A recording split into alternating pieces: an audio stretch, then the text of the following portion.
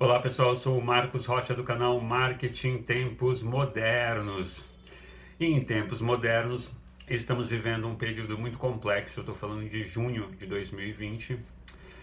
Quem acompanha o canal sabe que esse canal foi criado com o cunho de ajudar empresas, né, pequenas, com informações que de alguma forma pudessem ajudar durante o período de pandemia.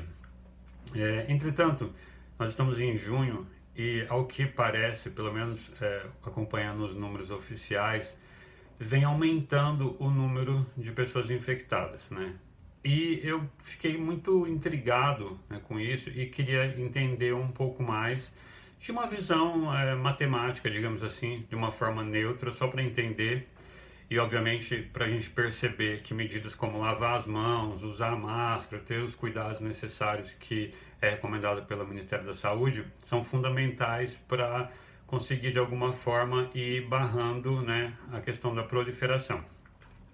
Nesse sentido, o nosso convidado de hoje é meu grande amigo, é um matemático chamado Cassiano, que vai nos explicar, né, para que nós possamos entender a importância da questão da máscara, de lavar as mãos, de ter uma distância de 2 metros entre um e outro, e mostrar de forma matemática como que essas medidas podem ajudar, né, a gente a combater essa doença terrível que vem prejudicando milhares de pessoas, milhões, né, no mundo inteiro. Então, Cassiano, eu estou muito feliz que você está aqui no canal. Queria que fosse para falar de outro tema, como é óbvio, mas acho que a tua contribuição aqui vai ser extremamente importante, no sentido de talvez fazer com que as pessoas entendam a real importância do uso, de novo, da máscara, de lavar as mãos, de tomar cuidado em manter uma distância, de não estar em lugares muito aglomerados. Então, todos nós sabemos que isso é difícil, é complicado, as pessoas precisam trabalhar. Então, a gente não está aqui para defender nenhuma ideia e nem outra. Nós estamos aqui para defender a vida nesse momento. E aí, então, o Cristiano vai mostrar para a gente como que essas medidas podem ser efetivas no combate ao Covid-19. Cassiano, mais uma vez, muito obrigado, meu amigo. Com saudade de você. Forte abraço. Apareça mais vezes com outros temas aqui. Esse canal também é seu. Fala galera, tudo bem com vocês? Meu nome é Cassiano, eu sou matemático e também sou fundador do canal Mundo Matemática e Aplicações. A pedido do Marcos, estou hoje aqui no canal Marketing em Tempos Modernos, dando a minha contribuição, trazendo um pouquinho de conhecimento matemático para esse assunto que está tão em alta, que é a pandemia do Covid-19. Vamos para a tela do computador? Bom, antes de começar, a gente precisa entender o que é uma função exponencial. Tá? E aqui a gente vai trabalhar alguns minutinhos aí, entendendo o que é uma função exponencial. Como eu falei para vocês, a abordagem vai ser técnica, então a gente precisa entender um pouquinho de matemática para poder fazer a abordagem técnica. Tá? Mas fica tranquilo, que eu vou explicar bem direitinho, vai ser bem tranquilo. Tá? Então vamos lá. Uma função, vamos falar primeiro o que é uma função. Uma função é assim, eu tenho um conjunto numérico aqui desse lado, eu vou pegar elementos desse conjunto numérico, vou fazer uma continha com esses elementos e vou passar ele para outro conjunto. Então pego o elemento e passo para cá. Para passar desse conjunto para esse, aqui no meio vai ter uma regra, que a gente fala que é a regra de formação da função. Então a nossa função sai o número daqui, faz uma continha e entra num conjunto. Tá? Essa definição de função para a gente é mais do que suficiente. E o que é uma função exponencial? Olha na tela aí, ó. F de x igual a 2 elevado a x. 2 elevado a x. A função exponencial é porque o x, a nossa variável, está na potência, está no expoente. Então é função exponencial. Tá? Vamos ver um exemplinho disso daí. Imagina que a gente tem uma cultura de bactérias. Acho que todo mundo já viu na televisão isso, uma plaquinha onde os biólogos em laboratório fazem testes. Então você coloca lá uma bactéria, você coloca ela num ambiente ideal para ela se reproduzir. E enquanto nem nada externo atrapalhar aquela reprodução, ela continua se reproduzindo. Isso não se reproduz infinitamente, existem vários motivos. Primeiro é o espaço físico, então vai chegar uma hora que não tem mais espaço para a bactéria, elas começam a morrer, porque elas não têm alimento, elas não têm coisas para se manter. Mas aqui a gente vai pegar o mundo ideal, tá? São o mundo das funções. Então no primeiro dia eu tenho 2 elevado a 1 bactérias. 2 elevado a 1, 2 bactérias. Só um pouquinho, só 2 bactérias. No segundo dia eu tenho 2 ao quadrado. 2 vezes 2, eu tenho 4 bactérias. No terceiro dia, 2 elevado à terceira. 2 elevado à terceira é 2 vezes 2 vezes 2. 8 bactérias. E assim por diante. 2 elevado à quarta, 2 vezes 2 vezes 2 vezes 2, 2 elevado à quinta e assim por diante. Quantas bactérias será que a gente vai ter nessa cultura em 30 dias? O que vocês acham? Será que é muita bactéria? Será que é pouca bactéria? Bom, vamos dar uma olhada aí que eu fiz essas contas para vocês. Olha aí o resultado. Olha que surpreendente isso. Primeiro dia, como a gente havia falado, 2 bactérias. Em 30 dias, um mês, nem é tanto tempo, né? A gente vai ter, olha esse número, 1 bilhão de bactérias. Muita bactéria, né? Então é óbvio que alguma coisa pode ter acontecido nesse processo antes de chegar nesse número e não consiga chegar num número tão grande. Mas aqui a gente está falando de um mundo ideal. Tá? Um mundo ideal, onde tudo acontece sem nenhuma interferência externa, sem nada. Então ela cresceu exponencialmente durante os 30 dias. Bom, na tela aí para vocês eu trouxe o gráfico. Então você percebe que no começo ela vai crescendo devagarinho, ó. Olha o crescimento. O crescimento cresce de acordo com essa setinha na horizontal. Então ela vai crescendo devagarinho. Aí em um certo momento ela faz uma curva e explode. Ele explode rápido, rápido. E se continuar esse gráfico, rapidamente ele ia subir muito, muito, muito. Sobe muito rápido. Tá, o que eu fiz aí nesses parênteses é um par ordenado, onde o primeiro número é o eixo X, o eixo das abscissas. Então são os dias. Então, dia 1, dia 5, dia 10, dia 15, dia 20, dia 25 e dia 30. E o segundo número é o eixo das ordenadas, é o eixo Y. Então, é a quantidade de bactéria naquele dia. Então, no dia 15, 32 mil bactérias. No dia 25, 33 milhões de bactérias. E assim por diante. Tá? Isso aqui é explicação matemática pura. Bom, expressar uma função exponencial da seguinte forma. F de x é igual a k vezes a elevado a x. Essa é o termo geral de uma função exponencial. K seria a quantidade de vírus, por exemplo, no dia inicial, ou qualquer quantidade no momento inicial. Então você tem uma função exponencial, você tem alguma coisa que acontece no momento inicial, e depois ela começa a crescer. Tá? Esse A, ele tem que ser estritamente maior que 1 para a função exponencial ser crescente, para fazer essa curva. Tá? Então A tem que ser maior do que 1. Bom, aí eu fiz 3 gráficos de funções exponenciais. Para fazer esses gráficos eu usei um software chamado GeoGebra. Bom, está lá a função k vezes a elevado a x. Se o x for zero, vamos lembrar um pouquinho de matemática, lá da época do colégio. Se o x for zero, qualquer número elevado a zero é igual a 1, desde que esse número não seja o próprio zero. Então qualquer número elevado a zero é 1. Mas eu falei para vocês lá que o A tem que ser um número maior do que 1. Então A não é zero. Tá? Então o X é um número maior. Desculpa, o A é um número maior do que 1. Então, X, aqui, ó, olha o nosso gráfico lá. Constante K é onde tudo começa. Se o nosso A for igual a 2, o gráfico é o gráfico vermelho. Então ele cresce rápido. Se o A for 1,5, nosso gráfico é o laranja. E se o nosso A for 1,2, nosso gráfico é o verde. Você percebe que o gráfico verde, ele cresce mais devagar. Vamos entender o que é essa história de crescer mais rápido ou mais devagar. Olha para o nosso gráfico aí, ó. Imagina que eu tenho um dia aqui, um número aqui, eu estou jogando esse número na função. Se for a função verde, eu tenho essa resposta. Se for a função laranja, eu tenho essa resposta, maior, ó.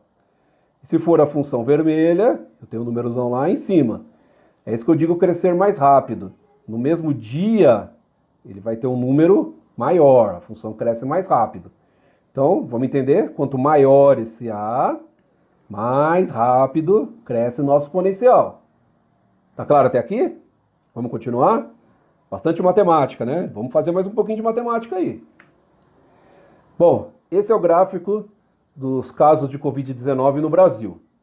Tá? Esses dados aqui eu peguei no Ministério da Saúde, o site do Ministério da Saúde. Então, dia 28 de fevereiro, nós tínhamos 2 casos oficiais no Brasil, esses 2 casos eram em São Paulo. E aqui foi o crescimento, tá? Até o dia 19 de junho. Estou gravando esse vídeo. Hoje eu estou gravando esse vídeo e esse aqui foi o último dado que eu consegui pegar, tá? Dia 19/6. Percebe que eu fiz uma relação, data, casos de Covid. Esse gráfico eu montei no Excel. Tá? Então, mas dados do Covid-19 no Brasil numa escala linear. Então, olha só, nossa função exponencial aqui aparecendo. Ó. Lembra da curva que a gente acabou de ver? Está aqui a função exponencial aparecendo. Casos do Covid-19 em São Paulo. Lá no Ministério, a gente consegue pegar isso daqui, ó, dia a dia. Tá? Eu não peguei dia a dia, porque senão a tabela fica muito grande. Eu peguei semana a semana. Todos esses datas aqui, ó, são do mesmo dia da semana. Tá? Não lembro exatamente que dia que é. Você verifica que está diferente essa informação aqui, ó.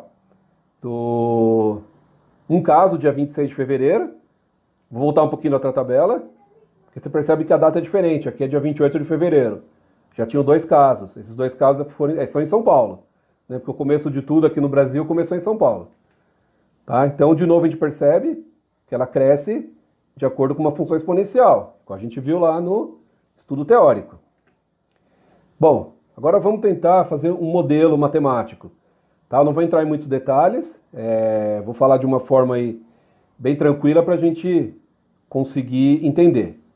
Então, eu chamei de NND, número de novos contaminados naquele dia. Então, quantos contaminados nós tivemos hoje? NP, número de pessoas em que o contaminado teve contato. Então, imagina uma pessoa que está doente, ela saiu na rua e ela não sabe. E aí ela vai sair na rua, vai dar a mão para alguém, vai abraçar, ela vai espirrar, vai botar a mão no metrô, vai botar a mão no corrimão, vai chamar o elevador. Aí espirrou, olha, espirrei, nossa, melou tudo a mão, coloquei a mão no botão do elevador. Né? Isso aí estou contaminando, se eu estiver contaminado, estou contaminando todo o ambiente. Fui no mercado, olhei os preços das coisas, passei no caixa. Então o número de pessoas contaminadas teve contato. PCD. Probabilidade da pessoa se contaminar naquele dia. Então, qual a probabilidade que eu, que não estou contaminado, me contaminar hoje? Tá? Eu saí na rua ou eu fiquei em casa? Se eu fiquei em casa 24 horas, não fui na rua, não fiz nada, estou trancado aqui dentro de casa, a probabilidade que eu tenho de me contaminar é 0. Né? Se eu fui para a rua, aí depende, né? Eu fui para a rua, mas usei máscara ou não usei máscara? Né? Mesmo de máscara, usei a máscara de forma correta, cocei o olho, imagina eu estou na rua, fui no mercado, fiz compra, todo mundo tem que ir para a rua, não tem como, né? Pode ser que hoje, amanhã, a gente está tentando ficar um pouquinho em casa, mais do que o normal, mas a gente tem que ir para a rua, não tem jeito. Então, quais são as medidas? As medidas são essas. Quanto mais coisa você fizer, mais você coçar seu olho, mais você levar a mão no nariz, se você não usa máscara, se você não lava a sua mão constantemente. Tá? A gente vai falar um pouquinho mais sobre isso um pouquinho mais para frente. Tá? A gente montou uma formulinha aí, que é o produto desses 3. Bom, trabalhei um pouquinho aí matematicamente, tá? Não vou entrar em muitos detalhes sobre isso, tá? E aí eu consegui gerar uma fórmula. Tá? Número de contaminados do dia, e aqui vai ser número de contaminados de amanhã, D mais 1. D é o dia de hoje, D mais 1 é o dia de amanhã. Isso aqui vai ser 1 mais NP vezes PC. Ótimo. Como eu garanto que isso daqui é um crescimento exponencial? Você lembra que era uma constante multiplicado por um número maior do que 1 elevado a uma potência. Tá? Esse número aqui a gente garante que é maior do que 1, porque é 1 mais alguma coisa. Tá? Isso aqui não vai ser 0, tá? Porque a probabilidade de contaminação, isso aqui a gente tem certeza que isso aqui não é 0. Ótimo. E quando isso aqui acontece, D mais 2, D mais 3, D mais 4, você vai multiplicando isso aí por uma constante. Quando você multiplica várias vezes, aparece uma potência aqui em cima. Bom, o que vai acontecer com esse crescimento exponencial? Ele vai crescer para sempre? A resposta é não. Né? E é bem claro a gente entender isso na prática, porque imagina naquele gráfico lá no começo. Então chegou uma hora que você tinha, sei lá, 1 bilhão de contaminados. Imagina, por exemplo, o Brasil. O Brasil tem 200 milhões de pessoas. Então não tem como chegar em 1 bilhão. Então vai ter um momento que isso daqui vai ter que parar de crescer. E quando ele para de crescer, antes de ele parar de crescer, o que acontece? Ele começa a reduzir a velocidade de crescimento, até chegar no momento que a gente chama de pico da curva. Quando chegar nesse pico da curva, é que o número de contaminados do próximo dia é igual ao número de contaminados do dia. Então, quando o número de contaminados do próximo dia for igual ao número de contaminados do dia anterior, chegamos no pico da curva. Tá? E ele começa a cair. O que significa começar a cair? Contaminados de amanhã vai ser menos que os contaminados de hoje. Bom, e aí nós chegamos para falar das medidas sociais. Tá? Isso aqui é uma curva de contaminados. Vou voltar aqui, ó. Lembra que a gente cresce, chega um momento que a gente contaminou um monte de gente e não tem mais como contaminar mais gente. Então a gente começa a diminuir o número de contaminados. As pessoas já foram contaminadas, já se curaram, já têm anticorpos. Muitas pessoas estão contaminadas, não tem mais quem contaminar. Então isso começa a decair.